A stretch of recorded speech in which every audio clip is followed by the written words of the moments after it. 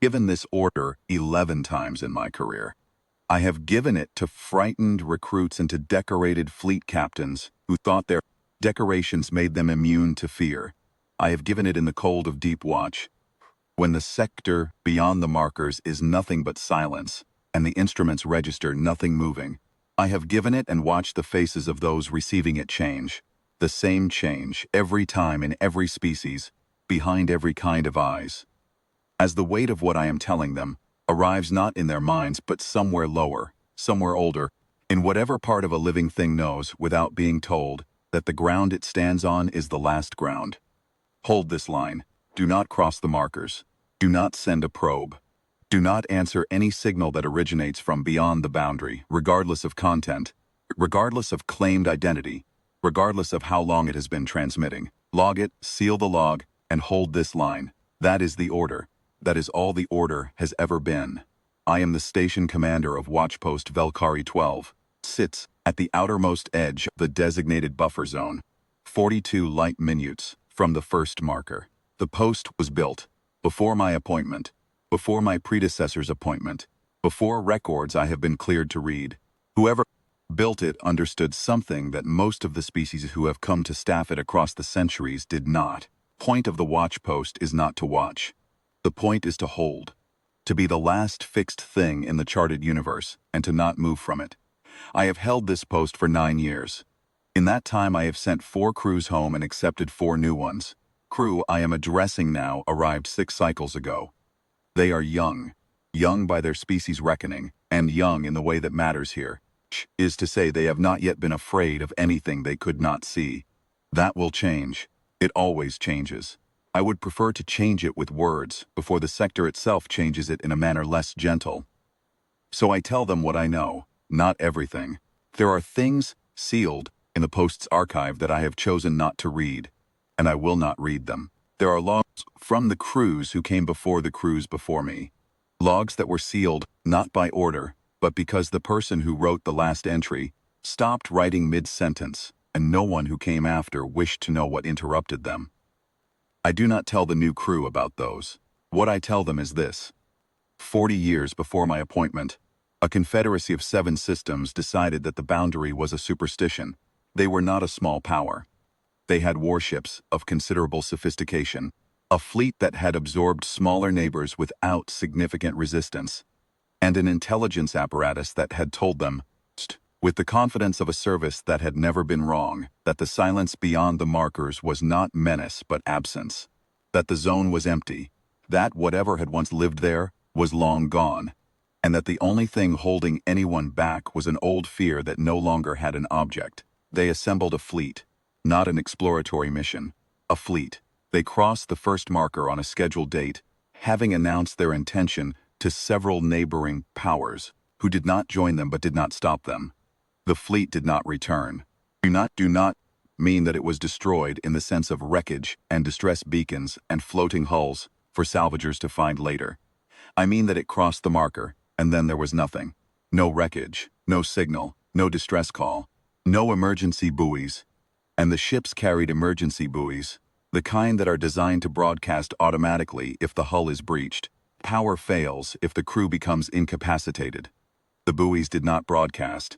46 ships and the crews aboard them went past the first marker, and the sector received them the way deep water receives a stone. A disturbance on the surface, and then no surface at all. The neighboring powers filed records. The Confederacy's surviving government, the fragment that had stayed behind, requested an inquiry from the Galactic Survey Authority. The inquiry lasted 11 years. Its final report contained 1 finding and 1 recommendation. The finding: no evidence of the fleet's fate could be recovered or inferred. Recommendation: reaffirm the boundary, extend the buffer zone by 12 light minutes, and never again. The boundary was reaffirmed. The buffer zone was extended. The recommendation was logged and sealed, and the seal has not been lifted. I tell the new crew this.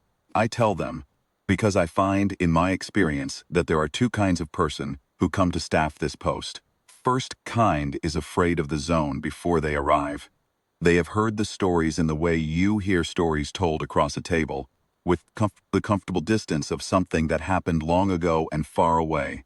and the fear sits in them loosely, the way a stone sits in soft ground. The second kind is not afraid. They have heard the same stories, and their minds have sorted them under a category they find reassuring. Legend, rumor, the institutional timidity of an old bureaucracy. They believe that the zone is empty, and the boundary is theater. And they come here ready to be confirmed in that belief by 9 months of boredom, silence. The first kind I can work with. The second kind I have to reach before the sector does. So I tell them about the Confederacy's fleet. And I tell them one other thing. 3 years into my posting here, a signal originated from inside the zone. Not from near the marker, from deep inside, from a location our instruments placed at approximately 6 light years in. The signal was in a codex we recognized, an old emergency protocol, the kind used by survey vessels 2 centuries ago, before the Survey Authority updated its formats. The message it carried was simple. It was a crew manifest. 6 names in a script I did not recognize, followed by a single line of text in conclave standard that our translator rendered as, "They are still here, and they know you can hear this." Sealed the log. I entered the mandatory notation. I did not play the signal again. I have not played it again in the 6 years since. When I finish telling the new crew this, I do not give them time to ask questions. Questions are the wrong response. The right response is silence, and I let them find it. Then I give them the order. Hold this line. Do not cross the markers. Do not send a probe. Do not answer any signal that originates from beyond the boundary. Log it, seal the log, and hold. The crew is quiet. The young officer at the forward station, the one who arrived most confident, the one who asked me on day 2 whether the boundary protocols had been reviewed recently, whether there was a petition process, whether the Survey Authority accepted new data. That officer is looking out the viewport at the zone.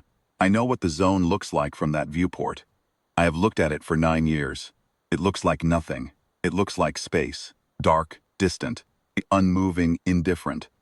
It looks like everything beyond every window on every post in the cataloged galaxy. It looks like the absence of anything at all. That is what makes it dangerous. Not that it looks terrible. That it looks ordinary. And then you remember the 46 ships and the signal 6 years ago, and the mid-sentence log entry I have chosen not to finish reading. And you understand that ordinary is exactly what it would look like if it were watching you decide. The young officer turns from the viewport. She does not ask her question again. I take that as understanding. 9 years I have held this line. I will hold it until my appointment ends, and I hand this post to whoever comes after me. And I will tell them the same things I have told every crew, because the telling is the part I can do. The zone does its own teaching in time to those who wait long enough, and the lesson it teaches is not something I would wish on anyone who had not first heard the words. Hold this line, not because the charts say so, not because the Survey Authority says so. Because 46 ships went past the first marker, and the sector received them without a sound, 3 years after that, something inside it sent us a list of their names and told us they were still there. The line is not a boundary drawn against an empty place. It is the last courtesy offered to a place that is watching, and has been watching, and has not yet decided it needs to do more than watch. I have read enough of this post's older records to know that earlier commanders understood this the same way.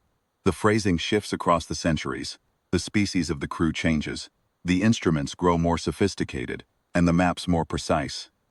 But the core of every handover brief I have recovered says the same thing, in whatever words the commander of the time reached for. The zone is not empty. The silence is a choice it is making. Our presence here, holding position, not crossing, not probing, not answering, that is a reply in kind. A conversation conducted entirely in restraint. And so long as both sides keep speaking that language, nothing crosses the marker in either direction. Hold this line, and do not make it decide.